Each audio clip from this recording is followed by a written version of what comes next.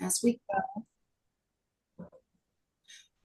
I want you guys to put in the chat for me. I'm super curious. We get lots of SSAs and some of this stuff. And I'm curious, are you guys able to support and help families as they kind of think about the IEP process? I do this siloing of school versus DD system, and I'd be really curious. Are you guys getting down and dirty with folks in the IEP? Just throw it into the chat if you are. Hi, Catherine. I see you. All right. Thank you for coming. Erica's got a little bit of business to discuss as I watch the chat come in. Hi, everyone. So I don't know if some of you guys, for the ones that attended last week, so this is for the people that attended last week, they can listen up. So if you were requesting a CEU, you completed your full time, you may have received an email from me on Wednesday afternoon, as soon as the meeting was over. If you did that Wednesday, received an email from me, please delete that certificate because the one I sent you on Wednesday is invalid. I sent you a 3-hour CEU, which is not what the call was. So I sent a following email the next day on Wednesday, probably like at 9:20 a.m. So that one's valid. So if you completed your full time, you should have got 2 emails from me. Please delete the one from Tuesday. Delete it from your inbox or delete it from your files because that certificate's invalid. So if you got the one from Wednesday, keep that one. You're good to go. So I just want to let you know in case you didn't read my email or mistakenly still saved the old one. So thank you guys. This is awesome. Thank you to all you SSAs who are going to IEP meetings. That's awesome. Back in the day when I was an advocate, I would tell the families, take anybody. Take your mailman. I don't care. Just take somebody else with you. Because it's different when you got somebody in the room with you. So I appreciate that you guys are doing that. Thank you so much. All right. Thank you, Erica. So everybody knows what they're supposed to do. We want to make sure you guys get credit for the time you spent here. And we're going to go ahead and get started. I know I want to look at one thing before I move forward. Okay. So we got how many people answered the poll? 28 out of 31. We got a couple of people that were still holding out for the poll, but a good number you are back. So that's good. I just wanted to make sure because we're going to kind of race through the boring stuff like our introductions and stuff so we can get down and dirty and really get some conversations happening and make room for that. But I didn't want to do that if we had a bunch of new people. So I want to make sure everybody feels supported and able to move forward with us. So that's helpful. For the couple of you that are new, please throw questions in the chat. Erica and Brandy will be watching when I'm talking, and I will be watching with Erica when Brandy's talking. So if something is said and it feels like it might have referred to what we did or talked about last week, put it in the chat so we don't move too far or too fast. Okay. Also, I want to throw out there, if you guys can think of spaces or places that you'd like to see this happen again, please put that in the chat too. This is a new one that Brandy and I created. We're pretty excited about it. And we're anxious to share it with other folks in other places. We'll repeat it again in the spring sometime. But with that, Brandy, let's go ahead and get started.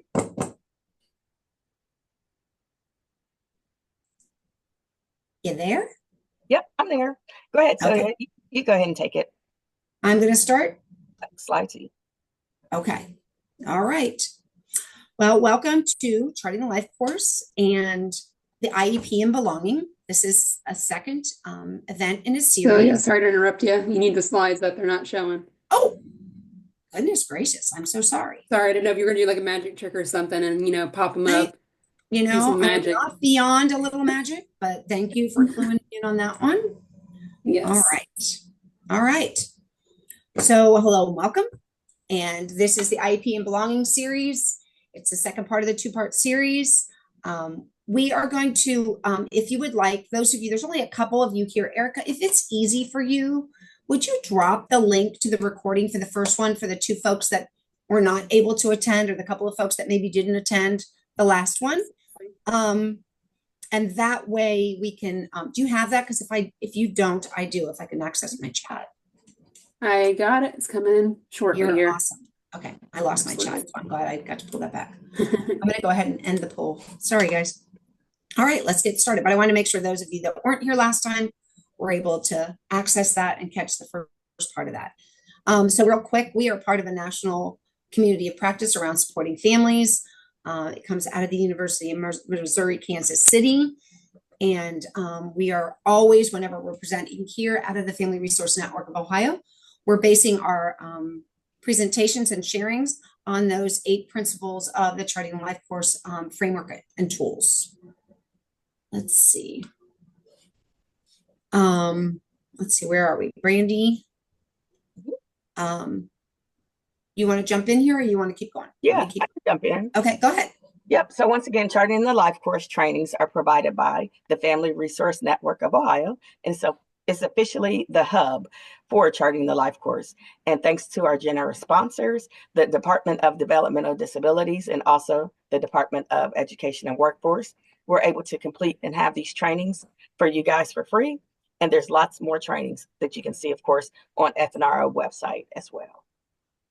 We have a small but mighty team. We have Tracy Manns, and she is our project manager with FNRO. And then we also have Erica Young. She's the project manager coordinator. You've seen her just a minute ago. And if you have any questions, feel free to add them in the chat. Erica's always looking at the chat because she's one of those young folks who can do a lot of things at one time.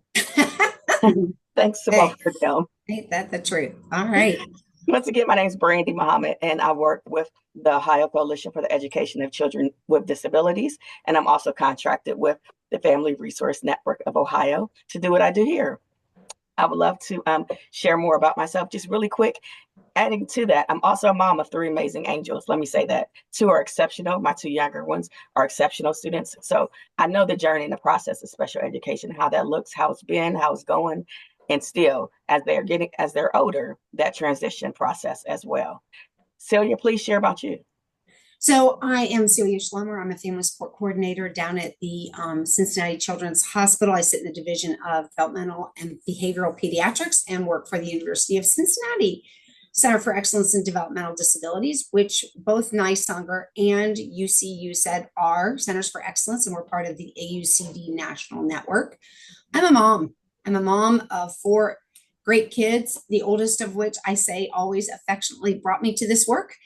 And I have continued through being an educational advocate and doing family support in that space for several different entities into this role that has grown and grown in the idea of being a Charting Life Course ambassador and coach. And the picture that you see here, that's a picture of me a very long time ago, and my sister. So prior to having my 4 lovely children, I was a sibling of an individual with a developmental disability. And this job has really brought me back to my roots of being a sibling, because my sister didn't grow up in my house. So I didn't understand or know what that sibling role was till I began to understand the family role from the aspect of being an aunt of a young lady with Down syndrome and a mom to a young adult with a late diagnosis of autism, and all the other nuances that come into my very, very neurodivergent family. So there you go. All right. So what did we do last time? For those of you that weren't here, we talked about belonging and why it's important. We talked about the role of belonging within IDEA and those ideas within IDEA that really support students belonging. And so I say that so that we know that it's okay for this to be something we talk about other than reading goals or writing goals. We can talk about how do we make sure and ensure belonging. We talked about how it fits into the ETR and the IEP process and the places that you can bring that in conversation. And we kind of went down and dirty with the future planning statement a little bit and how that really can set the stage. Its role is to set the stage in the IEP. And so really using it that way to set the stage if you want to, along with all the other things that you have in mind for goals or your role within the IEP process to set the stage for the student making those important connections and being part of a greater community and using those strengths to really push their self-determination in a way that makes them successful to have the life they want to live. We use the Charting Life Course tools to inform future planning statements. And then we also talked about how they can impact belonging. So for those of you that weren't here and for those of you that were here, we kind of created, Brandy and I, as part of this training, created a future planning statement worksheet. So I'm going to look for raised hands. Those of you that don't know me, I really mean it. I need interaction. It's built on the interaction. If nobody raises their hand, we're going to sit here for an hour because I can't say the stuff until you guys respond. So how many people, by using that beautiful little raised hand emoji, actually looked at this and did anything with it? And I'm really hoping that at least one person did. Fingers crossed. And it's in the chat for those of you that didn't get it. But who actually looked at it and touched it? Trying to look for my friends from last week. Kelly smiled at me a couple of times, so she might end up being called out. But Kelly, were you here last week? No. Okay. All right. At the OACB conference. Me too, but I wasn't there on Tuesday. So, all right. You have Chelsea. Her hand's up. Where is she? She's got her hand up? I Mhm. can't see her. All right. Can you unmute? Where is she? Is it Kelsey or Chelsea? Where is she? He's trying. Oh, there she is. Chelsea, there you are. Yay. Oh, she can't unmute. Are you able to unmute her, Erica? No, you can only mute her, right? I can unmute her. Yep, I tried to ask her. You should be getting like an invite to unmute, but if not, still not Get working. the invite. Maybe she's having trouble. There it goes. We got it. Okay. Yes. Okay, so Chelsea, my new best friend Chelsea, who just saved the day, and is a beautiful human in the area of reciprocal relationships, which is also really important in Charting the Life course. Talk to me a little bit. What did you do when you? I mean, did you just look at it? Did you actually try? Yeah, I didn't want to disappoint you. I did look at it because we have for my son's IEP meeting is on Thursday. And I'm still owing them the future planning statement. So I thought this would be a great tool for me to kind of go through. And it is, but I did get stuck on the first one just because my son is, he's verbal, but he's only 10. So we're just starting to explore like maybe what his future outside of school would look like. So I didn't want to just put what I thought he might be good at. I was, trying to get from him, like, what would you maybe want to do when school's done? And, I wasn't really getting a whole lot of like concrete answers. So it was really just in the very beginning stages of getting my mind worked around all the information that's there and what would be helpful for me to share with the team. So I love that you shared that, because that's often going to be their response the first time they're kind of asked these questions, because often we don't ask them the questions, or we ask it in a different way. Crystal Bell, who is somebody from the University of Missouri, Kansas City, when she first kind of started to have Charting Life course conversations with her kids, asked, describe to me your best day when you're a grown-up. What would be in your best day? What would it look like? What would you get to do? Where would you go? Who would you do it with? What would you do all day? So kind of tapping into that. So even when you don't, it wasn't like I expected you to do the homework, but we feel like, oh, well, that was a bust. I can't use this form. I mean, it was the first question out of the gate, right, Chelsea? So you're kind of like, I wanted to do this and I can't. So those are perfect things. It also reminds us that we have to start young, because if we don't engage them in those conversations moving forward, we can't do it all of a sudden at 14 or 15 or 18 and expect any different of a response if this isn't a part of normal conversation. And if you recall, when we did this before, and I talked about it last week, I said, sometimes the older kids are looking at us going, nobody ever asked me what I wanted. Yeah, exactly. Nobody ever asked me what I didn't want.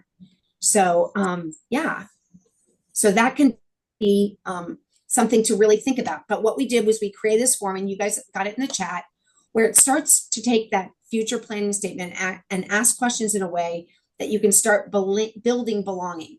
I don't want anybody here, I'll repeat it because I know there's some of my friends from the education department here. That does not mean we want everybody's future planning statement to read identical. That's not what we're implying, but we wanted to just get people to grease their wheels to say, how do I change how I complete that future planning statement? Or how do I write it as a family member?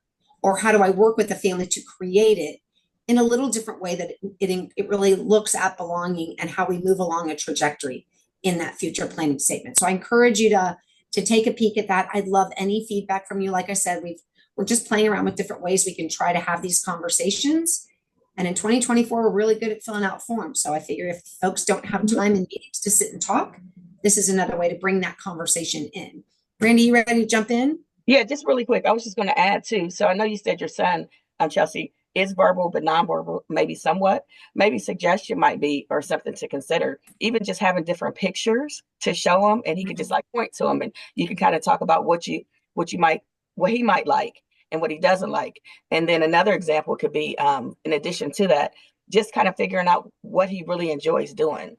So like I talked about last week, my daughter really loves animals, right?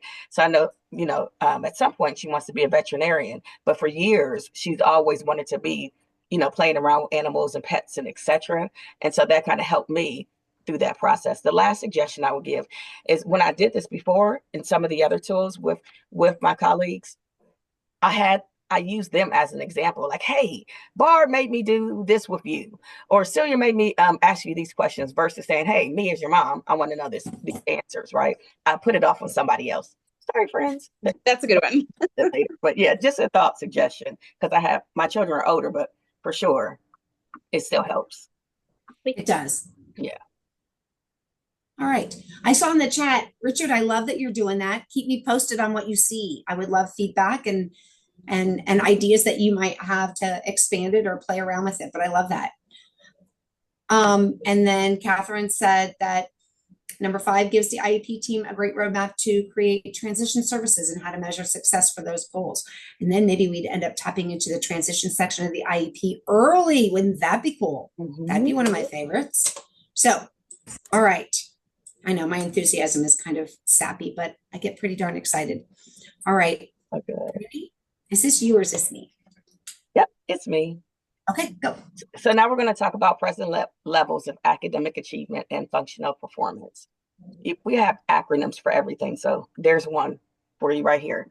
So once again, the PLAAFP section sets the foundation for the IEP. It provides a snapshot of the student's current performance, covering academic, also social and behavioral domains. So let me give you an example. If a student struggles with initiating peer interactions, we can document this along with any other data from teachers, observation, and also peer interaction, checklists, and etc. Right? The data that we're gathering is presented here, and we discuss it based upon and during the IEP or ETR planning meeting, and of course, as well in the IEP meeting. So there are specific data, specific skills, and there's also specific gaps that you want to observe and measure, that you need measured when we talk about this in the team meeting during the ETR planning time. So we're really kind of looking at how do we talk about what we want to measure in terms of getting information that reflects where we are able to connect, not able to connect, and the impact of belonging or connecting, what it has on that student as they move forward. So, you know what, Brandy, I'm going to add here too. When we did this in the previous section, we kind of walked through each section, and we're going to talk about basically what that section is about. We're going to talk about opportunities for belonging in that section that we see, and we're going to give you opportunities to give us feedback and see what you see. And then lastly, we're going to do some questions that the IEP team can toss around in their conversations that might enhance the idea of belonging. So I didn't give you that format before I handed it over to Brandy, so I apologize for that. All right. Go ahead. So we're going to keep talking about opportunities for belonging. And so once again, we're just really working on highlighting how we can find opportunities to connect. So another example, a student shows a strong interest in art. We might identify the opportunities for them to join, of course, like the art club. So in addition to art, we know the strengths of the student. We want to make sure we use those opportunities for that student to connect with other students, learning different talents and skills to help them build and bond over that shared interest. Another example could be students not doing well in art, to create value. This shows, let me say that again. This is how many genuine friendships are formed for discovering, sharing knowledge, and also interest about the same thing. Teams can also observe during recess, during lunch, how the child or the students are interacting socially and identifying barriers like communication challenges and also social anxiety. We don't have to observe it or measure it. but it can still end up as a goal, right? So it's important to be thoughtful about this section as a team, not just as an individual. So we really want to kind of look at those strengths. You know, when our students have value, when she was talking about value, when our students have value and can bring that talent to bear. So like if they are artistic and there's a kid that's struggling in art class, allowing our student to support that student and have them be seen as someone that can help and not just always be that person that needs help is really important. And that idea that, you know, anything that we can observe, we can measure. And we can really talk about how does that help us move forward in the direction that we want to go. So I think really looking for those opportunities will be helpful, and helping us evaluate them in a way that they can lend themselves to either being ways that we deliver services or opportunities for goals depending on the student. Go ahead, so you finish up that last one for us. Okay, I can finish this one up. So when we're thinking about belonging in this section, remember we've said it before, it's about the conversations. And I love that when we were creating that, Brandy brought that up. She's like, oh, it always comes down to those conversations with Charting the Life Course. So as with the future planning statement that we worked on last time, it's helpful for the team to ask themselves questions to guide their thinking. And so these are just questions that Brandy and I wondered about. There's no like Charting the Life Course guide to questions an IEP team should ask. That's not what this is about. This is about two moms who have sat in an IEP meeting for their own kids and thought about other ways that we can think about this. So we brainstormed a little and we built the presentation to come up with some of those possibilities. So of course we want to focus on the student's strengths to build a sense of belonging. We can look at how they interact with their peers now. We can think about ways to improve that. We can figure out the best way to measure progress so we can really support connection and belonging. Questions like these help us to stay focused on making belonging intentional, an intentional process so that the student feels supported and connected every step of the way. So reminding you of what we talked about last time, that idea of when was the last time you stayed in a job where you didn't feel connected to the people you were working with? When was the last time that you stayed, you know, in a social situation or in a community, you know, where you engaged in a community and felt confident that you could get what you needed from that community, whether that's your neighborhood, that you're able to get to the grocery store, you're able to go to church, you're able to do those things that are valued in your family. If you don't feel connected and valued by the people that live in that community, right? Or you can't relate to them. And so we really have to pay attention to this and help our skills build this process or this connection and be able to connect, because that way they're going to be more successful in adulthood, in their jobs, in their community, with their health, all those things. So when you think about questions like these, I want a couple folks to maybe throw in the chat. I want pressure to unmute again. We'll wait a few minutes for that. But tell me, what questions might you ask as a team? Those of you that are parents, what kind of question might you ask the team to think about if you're thinking about helping your child at whatever age they are to connect? What question might you as an intervention specialist, as an SSA, sitting at a table with a family who's concerned about their role in the school community or feeling like they have a friend, what questions might you ask to get the team thinking? And I want to give you a minute because it's not rhetorical. It helps us move forward. So you always know when you come to my things, I want to hear from you. What do you think might be a good question for the team to ask? Or do you see one up on the screen that's a favorite?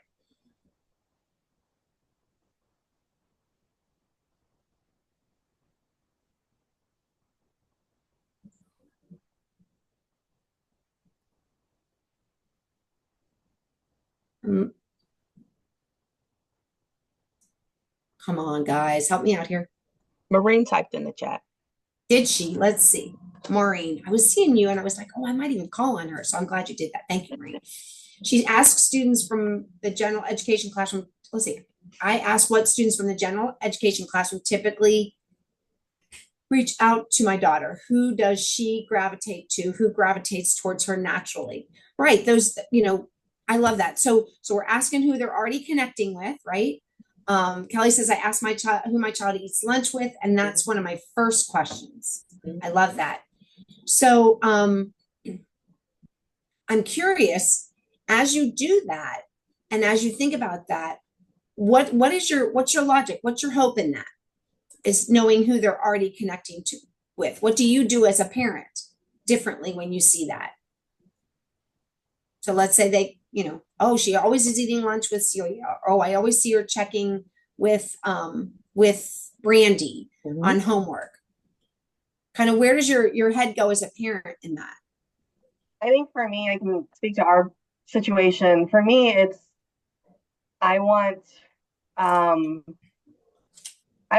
to be thinking about it, like the school staff to be thinking about and being intentional. It's kind of like if you put the question out there, then they know that that's a priority.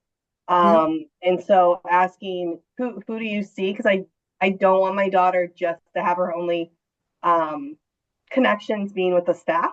I want the intentionality to also be dragging in peers, and not dragging in peers, but encouraging the peers, encouraging the peers. My daughter has apraxia, so like she also has a communication device, and so making sure that not only is she using that with the adults, but using it with her peers, and that they understand that.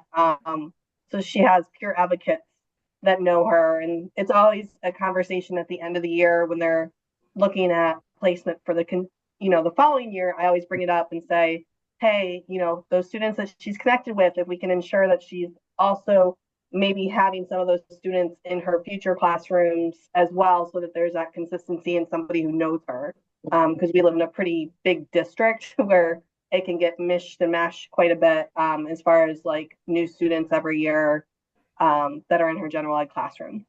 Absolutely. So think about that. That connection doesn't happen overnight. If we have this eyeball that we're going to be moving to junior high, and we want the connection so that we can move to another classroom or another building, and we want that connection that makes them feel confident, because when they're confident and competent, they're going to be more self-directed, right? They're going to start saying, I can, right? And then they're going to be more successful. So this is all connected. So when I have those people, how many people take somebody along when they do a new experience? Like, let's say you're going to go skydiving. How many people go skydiving alone? Or how many are going to grab a friend and do it with them? So again, it's all natural things. When we want to get our work done as professionals, sometimes it's easier not to worry about that stuff. But long term, these students really need it. I'm seeing Elaine's comment. I don't want to lose track of Richard's either, because he's got those kids that are in work-based programs and talking. Do you notice right there, Richard's changed? I'm talking to and asking the student, what do you want to do when you're done with school? Bringing that back in, or better yet, having them come in and answer that question within the team, so they can create that vision and have that vision drive what they're talking about. And then talking about what are other students that want to do that too? How do we help you connect with them so you can have shared experience? When my daughter gravitated towards the one staff person, I worried about what was going to happen when the staff person was out sick. And we gravitate to people that respond well to us, period, right? And when grownups in the room always respond well to a student, especially a student with special needs, we kind of get used to that, and that's what we want. Our peers don't know. It was Maureen, or was it Chelsea, was talking about their student having a talker. Maureen. Okay. I watched, and I think I may have mentioned it last week, a group of students who have now started an advocacy group. I hope I'll get to tell the story later. But in that, part of the advocacy group, and it's a mix of typical and regular high school students, and it's an advocacy group out of high school. They had one of the kids with a talker come in and explain their talker, show how it works, show how to program it. What high school kid doesn't love a computer and how you work it, right? And so that idea that he was able to share that piece, that thing that feels awkward because I don't know how to respond or do it, in that relationship place, to break that barrier. And high school kids thought of that all by themselves. So there is just great work that can be done if we start working on that belonging piece. All right. And Brandy, I can't remember. Is this you or me? It's me. Okay, go. All right. So now we're going to talk about the one pager. This is one of the many tools that we have in charting the life course. And with the one pager, it's really about connecting with understanding, of course, of ourselves and others. We don't know who we are or what you bring to the table. It makes it really hard to connect meaningfully, right? Others don't know what's important to us or how to support us and what we need, it's tough for them to create a space for us to belong. That's why Charting the Life Course one-page center description is so powerful. It helps us to create the big picture with strengths, what matters most, and the kind of support that works. This tool isn't just about gathering information, it's about building connection. It helps students to see their value, and it gives others the insight to support their success. When we focus on belonging, motivation, and self-determination, everyone wins. Simple steps, like a student asking another, what do they like? What do they admire about them? Or asking them what really helps them to be successful, can quickly change a student's motivation or engagement in their own education. Taking the next steps and allowing them to share this information in a meeting where decisions can be made to impact their future. It's even more powerful. Making sure that you use your own words on important documents, planning for your future, guiding team decisions. It's a real game changer. And I love that when I've seen kids do a one page and actually have that verbiage in quotation marks in their IEP, in their present level of performance, or how they're feeling about a particular subject. So it ends up in that little paragraph above the goal, means a lot. A little goes a long way to say the student said, or we heard him say, and therefore we're going to do this. Again, empowering them to say, if I open my mouth and I speak out, someone's going to help me make something happen, right? And it's a great way to really engage the student. And then I'm going to be more apt to be engaged in that meeting. Maureen, absolutely. A great way to start a meeting. Okay, go ahead. Yep. And a shared vision makes a big difference in how a team connects and how a student progresses. Charting the life course trajectory shows where a student is, where they want to go, and what supports they need. It also helps the team focus on supporting the student towards their desired future. Trajectories are meant to capture a vision for many aspects of life. It could be school, friends, family, career, hobbies, health, and more. This allows teams to plan the skill growth while helping the students connect and contribute. Let's do an example. Instead of pulling a student out of science to work on CL or communication goals, we could support those goals during the group work in the classroom. We might also help them partner with peers to participate in activities like student council, where they can practice discussion, what they're working on, right? We also have a vision for connection and belonging that can change how services are delivered and measured. These conversations allow teams to explore different ways the student can practice skills for better connection with peers. Let me just give you a quick example. So on the far left-hand side, you have past life experiences. This trajectory is really nice and simple. On the left-hand side, that's all the things that you've done in the past, and you're working with your family. Let's just break it down. Working with your family on the left-hand side, past experiences, what you've done, how it was successful. Of course, at the bottom, what didn't work out well. Far right, once again, this is all family time. You talk about the vision of what you want and what you don't want with your student. Then you come together as a team, and that's when you talk about moving forward. The left and the right's already done as a family, and then you come together, lastly, as a team and work on that last part, moving forward. We did all these things. We know the past. We know what we want, what we don't want. But now, as an IEP team and working with the student as well, how can we move forward with all these things that we have? Just a thought and a reminder. That's how you break this one down versus the other trajectories. So, go ahead. Did you have something? No, I just want to say I'm glad you took the time to do that. Thank you. Yep. Now, before we move on into our group discussion, we're just going to look for 4 or 5 volunteers again. Don't stress it. All you got to do is immediately just unmute. It's simple as that. I unmuted. You can unmute too. And we can just have a quick question and talk about something. Some really interactive. I think we're hoping that 4 or 5 of you will raise your hand now before we move forward to help us out in this next step. So be that person, hang out with us, be brave. Somebody new, I'm going to say names but I'm not going to hold you to it. But you don't need to have been here before, Kelly. Carol, you're driving, so I don't want you to have a problem there. But Lisa, I would love to have you. We got a couple hands Jennifer, up. Mhm. who's got their hands up? Oh, thank you, Catherine. Thank you, Kyle. I almost called on you, Kyle, because you were sitting right in the middle of my screen before you raised your hand. I need a couple of more. Najma's got her hand up. So we got Najma, Kyle, Catherine. Who else? Who else can help? Need one more. Come on. Help me out here. I'm actually parked, but I didn't catch what the question was going to be. We haven't told you haven't the said it question. yet. There you go. That's why we're sneaky like that. It's coming. Okay, I'm Volunteering ready. in, Carol? All right. All right. Carol's in. We are good. We got 4. Thank you, guys. This is a big one, and you Yeah. don't have to answer it alone. Do you want to do this one, Brandy? You want me to No, do it? please go ahead. I'm gonna get on the end. Okay, so we want to do this as a large group discussion, but we want 4 people that we know can at least give us a response. Mhm. Okay.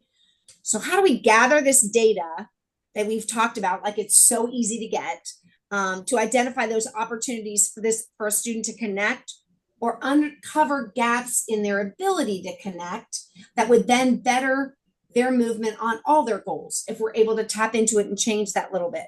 So it's a big question, but we want to hear from both parents and professionals to kind of give us an idea. So even if you weren't someone who raised your hands, if you have an idea, you can put it in the chat or you can, raise your hand and we'll call on you. But let's just think about how we would address this. What are just some simple, basic strategies to get a conversation going around this so that you can address some of these gaps or this idea of identifying opportunities for connection? I've specifically seen some classrooms do like journaling, Mhm. where these students can give this information daily. Some of the barriers to that is the journals all want to go in a very positive direction. So inadvertently, they kind of communicate to the student that we only want to hear the positive stuff. And I think a lot of missed opportunity and connection is there because the students really need to talk about the stuff that are bothering them as well. But I think there is a lot of potential in that kind of with that kind of tool for classrooms or parents to gather information, because a journal can be done every day. And if there's some instruction around how to formulate the language or how to kind of draw some of that information out that is just present in those activities, then that might foster better connection because there'll be a better understanding of the student, teacher, vice versa. Kyle, I like that you brought that up because a lot of times we try not to talk about barriers because it automatically gets us to stop before we get started. But I think you bring up a really valid point, especially in 2024. And I am not an educator and I am not in classrooms, but I think, that can of worms of what's keeping me from moving forward, what's keeping me from feeling positive and addressing that could be super helpful. And that idea of it in their own voice and in their own writing really changes how we view data versus an assessment or a parent assessment. So I just love that you went straight to the student's voice. Thank you. Catherine or Najma, who wants to go next? I just kind of wanted to add on real quick to Kyle's, because I love that idea, just like Celia said. And while this was a little different, I used to do like gratitude journaling like once a week with my students. We had like I forget what some schools call it, but basically we called it CREW. It was like a 30-minute more like SEL based class that we would have the same students after lunch. And I always did like structured journaling so that before they got into the gratitude piece, they always had 5 or 10 minutes on a timer to essentially, it was like their vent session that they could put down. But that way, like talking about like the barriers or what was bothering them was built in before they got to like the gratitude piece. And so that way they kind of had that, structured piece to like actually bring up like, the gaps and the problems.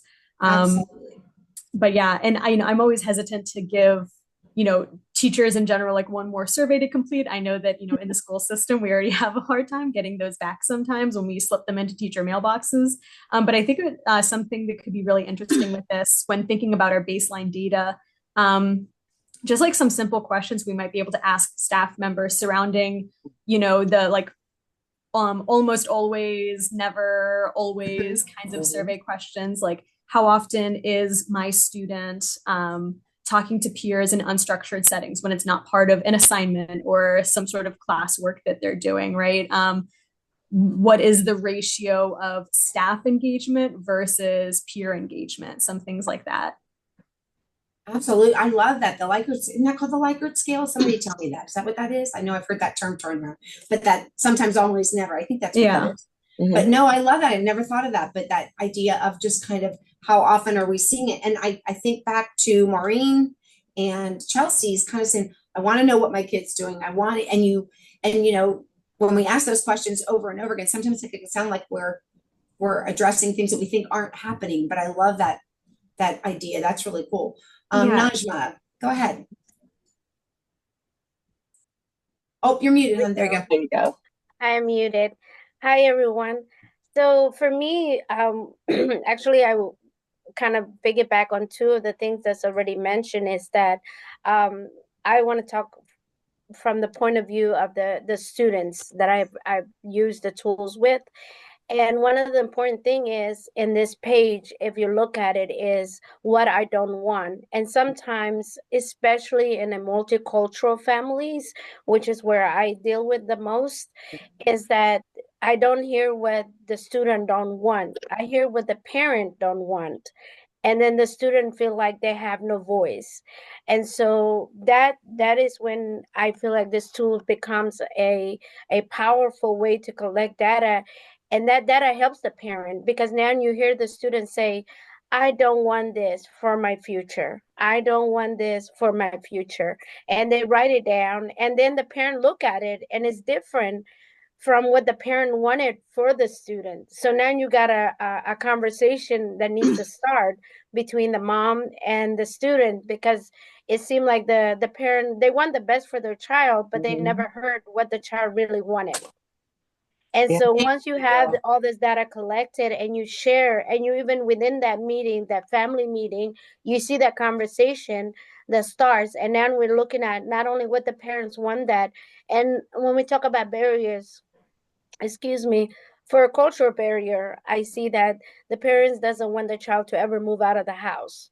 But the student says, I don't want to live, I want to have my own apartment, but my family feels that because I have a disability, I have to live here. They never knew that. So just to have all that data collected and share with, not only with the professionals, but just to see the parents see it, for me is a wonderful way to cover that gap and to open doors for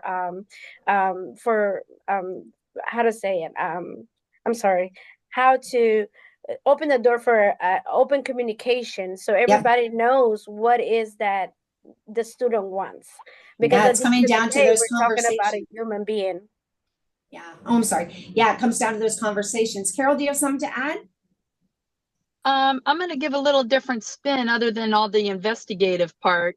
I'd like to look at more how we're going to help them engage. So years ago, I've got a large age group span. I have a 29-year-old and a 15-year-old. So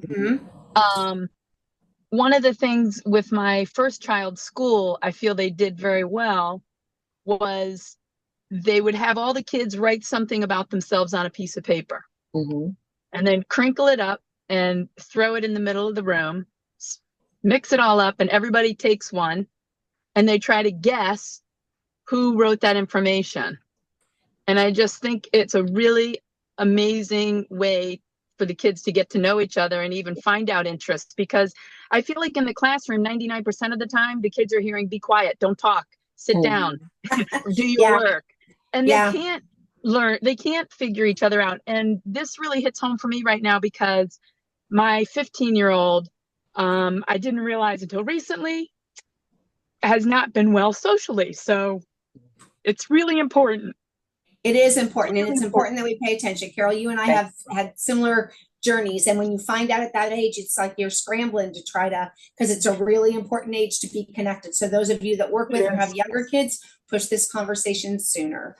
So I'm going to move. Go ahead. I'm sorry. Oh, so I was just agreeing. Definitely. Okay. Like it would be so much easier if I could go back 10 years.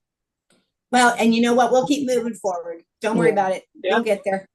very few of us are made or broken in our 15th year. So we'll be okay. So I don't mean to rush, but I'm loving the conversation. You guys are chatty and this is awesome. I'm going to keep it going, but we don't want to bore you with going through each of these with every section of the IEP. So I'll tell you in a second what we're going to give you, but I just wanted to hit one more in that measurable goal. And it's really kind of hard to address in the measurable goal. Brandy, do you want to go ahead and move through these three? Or Yep, I can move through them really quick. Good. So we got measurable goals and short-term objectives. So measurable goals should go beyond academics. So for example, a social goal might include engaging in a 2-minute conversation with peers during group activities. Teams can collect data or baseline data through structured social skills, assessments, and peer interaction logs to ensure that goals are being measurable. When writing goals, we should focus. Oops. You good? Yeah, I'm good. I'm sorry. I thought I advanced and I didn't. Go ahead. Okay. When writing goals, focus on actions that build inclusion. For instance, creating a goal for joining a weekly school club or leading a classroom activity. You can also use teacher feedback or participation logs to monitor progress and make adjustments. And as you can see, we just listed some of these goals. Once again, it's not all the goals in the world. We just brainstormed and came up with a few. So the question could be, how can you build connections to help students reach their goals? Some examples are right here: social emotional goals, learning goals being included and making sure that they're appropriate for the student and their age. Also, supporting and connecting in meaningful participation and value roles could also improve progress on goals too. Now the fun part. We're going to just have another snippet of a conversation. And it's going to be a quick one, guys, okay? Because we want to wrap up the time. Because we got a lot to talk about. But just really quick, we're going to talk about social emotional learning and how it can support student success, especially those students who have IEPs. So the key question is, are social and emotional goals included? SEL can help students with self-advocacy, which we talked about just a minute ago, teaching them how to express their needs and building confidence and feeling connected to their learning. Additionally, it can support emotional regulation, helping students to manage feelings, build empathy, also navigating social situations. These skills are essential for fostering belonging and success. I don't know if you saw in the chat, Maureen said that they've got communication boards on their playground. I think that is amazing. Oh, that's awesome. That's awesome. Yeah. That's awesome. So by a show of hands, really quick, how many people have worked on a team where they've used the SEL as a separate goal? Can you raise your hand? Okay. I see Kyle's got his hand up. How many folks are having SEL conversations at all in their IEP meetings? Those social emotional. Okay. So we're having it and we're potentially using it as support, but it's not documented and measured support. Mm-hmm. So I think about folks like Carol, where she kind of shared that there's not that connection now, and we're not, for whatever reason, not knowing her son or daughter, kind of that conversation in there might be to be at least bringing it up. How can we use what we know about social emotional learning to support them better connecting? And can we add that lens within either the accommodations, within the goals, or within those supports that we offer? And so really kind of tapping into that and bringing that conversation to bear within the IEP team is a simple step. It doesn't mean it's going to lead to a goal. That's not what we're saying. We're saying just bring in that conversation and say, can we use what we know about social emotional learning to better impact the child's connection? We perform better when we're connected to the people in the room, period. I'm a better person at work when I feel like I'm working for people that care about me. So it really is going to impact our outcomes in the long run. Real quick, Kelly said we had a request that the social worker be added to the IEP as a service. We were initially told that this would not be a service in the IEP. Sometimes they'll do consultative. So think about that as an option, as they won't be fully on the team, but they can be consulted for the teacher to move forward. So think about that. I know we can't go deep with everything through the whole thing, but we want to really quick, I'm looking at this. With related services, we know special education and related services are really those services and supports that help us meet the goal, right? And if you're able to, Brandy, to put our nice little definition of all those that are included into the chat for me. But it includes things like transportation, your speech and language pathology, all that kind of stuff. Every child deserves the tools and the support to thrive, whether that's extra help in the classroom, a technology break, things like that, so they can plan and manage their emotions and behaviors. And IEPs are really about meeting our students where they are and ensuring that they feel included and capable and confident in their learning. That's our goal. And when we think about those related services as a tool to get there, it can be super powerful. So things like opportunities for belonging might include, I'm going to move forward because of time, thinking in these 3 buckets. How many people are familiar with the Charting the Life course buckets?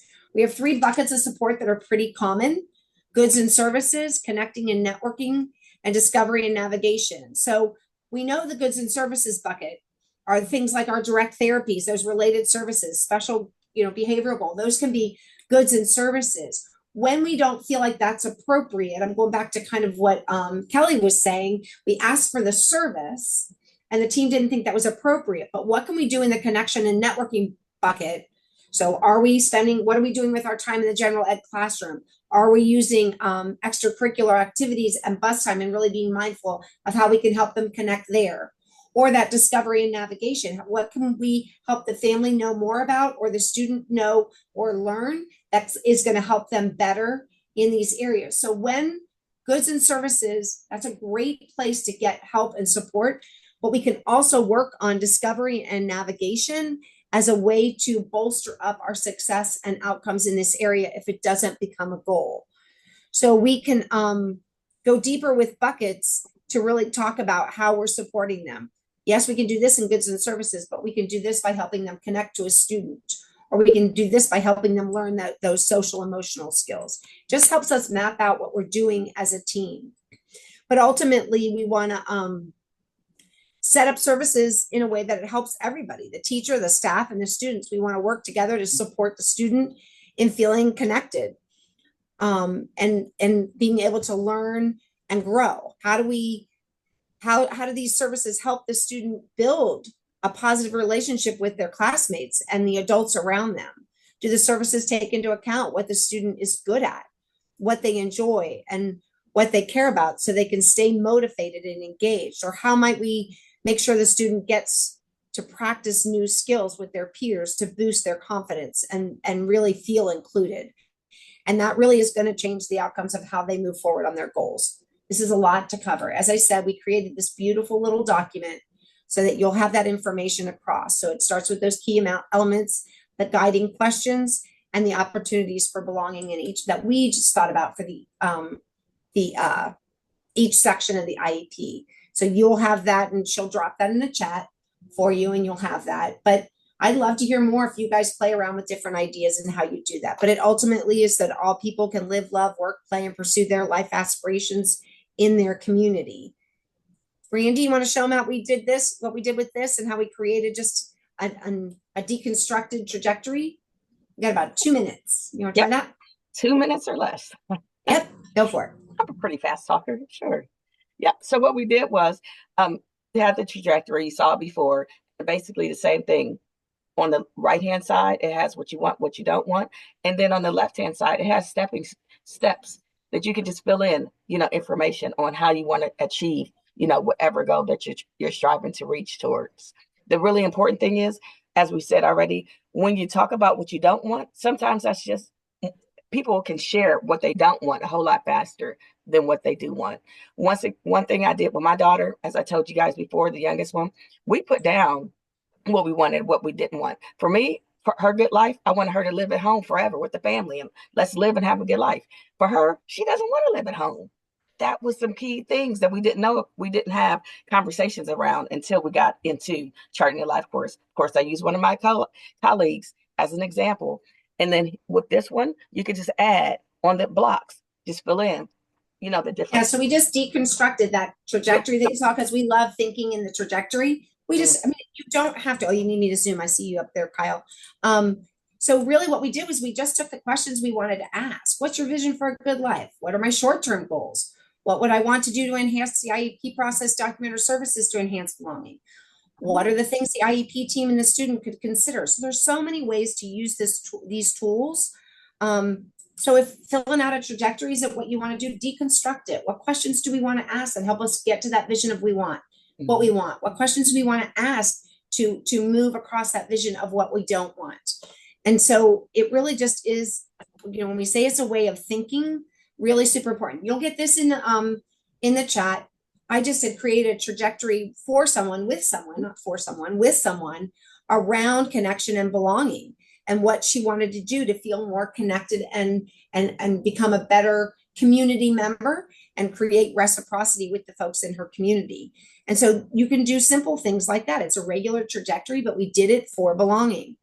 In addition, you'll get a copy of this star where we ask the questions and we post questions in each section of the star. So you're saying, list the strengths you have now that help you connect.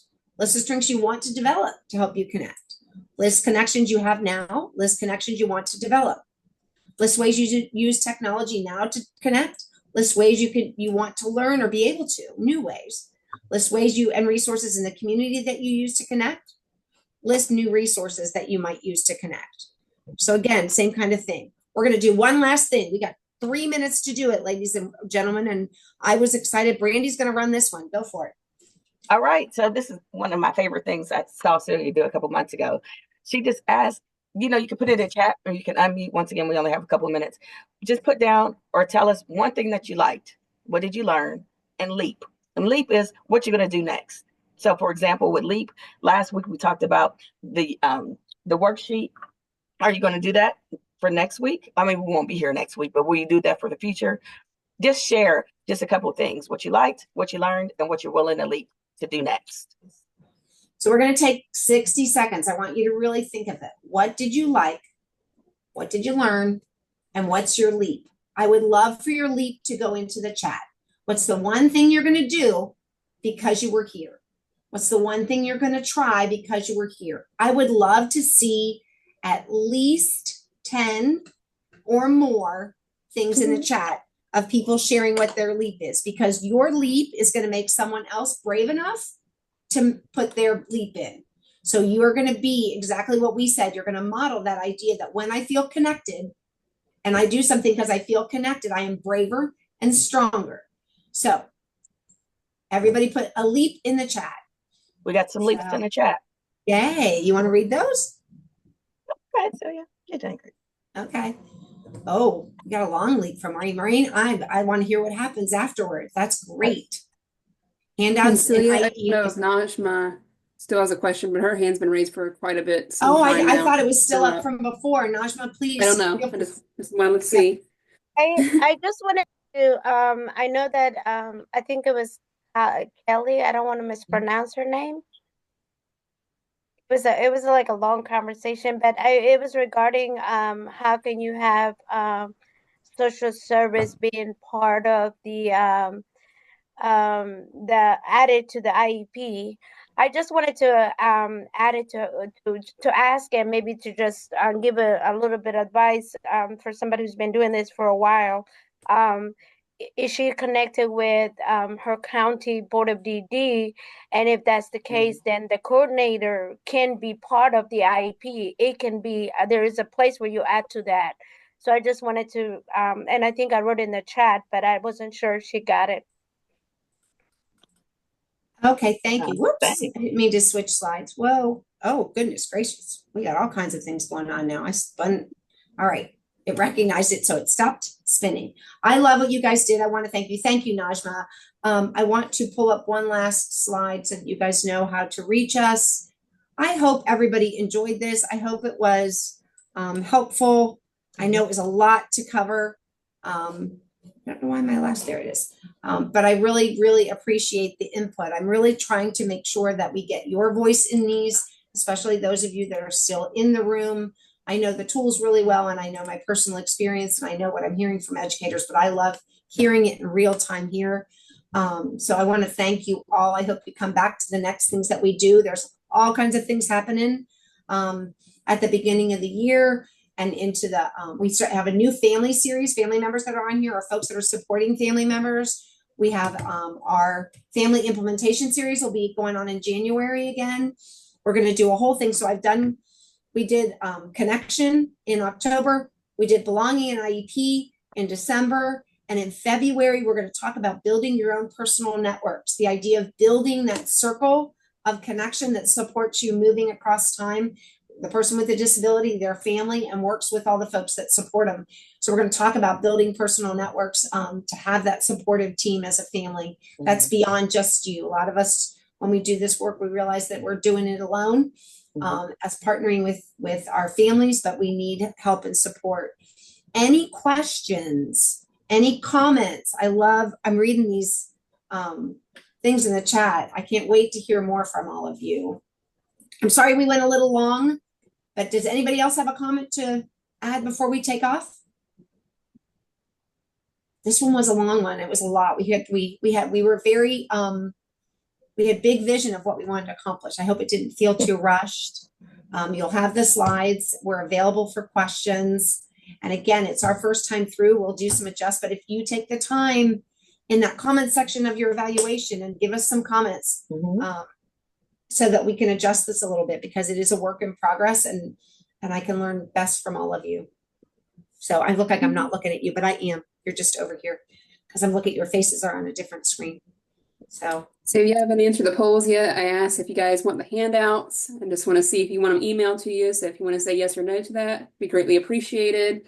And as Celia mentioned briefly, if you want CEUs or you just want to show us some love, which we would like both of those things, when you end the call or hang up on this call, I'm sorry, there will be an evaluation that will pop up. And with that evaluation, that will have like 8 questions, answer those questions for us. And there'll be a question, if you need a CEU, say yes or no. And I should maybe, if everything works out perfectly tomorrow, hopefully I will send you the correct, precise CEU by tomorrow of my technology skills, or technology still works by tomorrow. So fingers crossed, because I've been doing pretty good at it, not to brag. So like you guys seen it, I got it the day up. So I was really happy. And then I sent you guys 3 hours. So Merry Christmas, but I had to take that Merry Christmas away from you. So thank you guys so much. I'm so happy to disappoint you at the same time. So thank you so much, guys. Thank you. Have a good day. thank you. I appreciate all of you.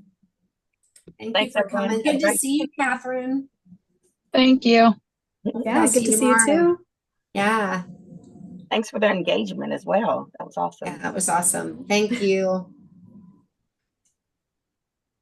Thanks, guys. Thank you for coming, Carol. Come back. Oh my goodness, that was a lot.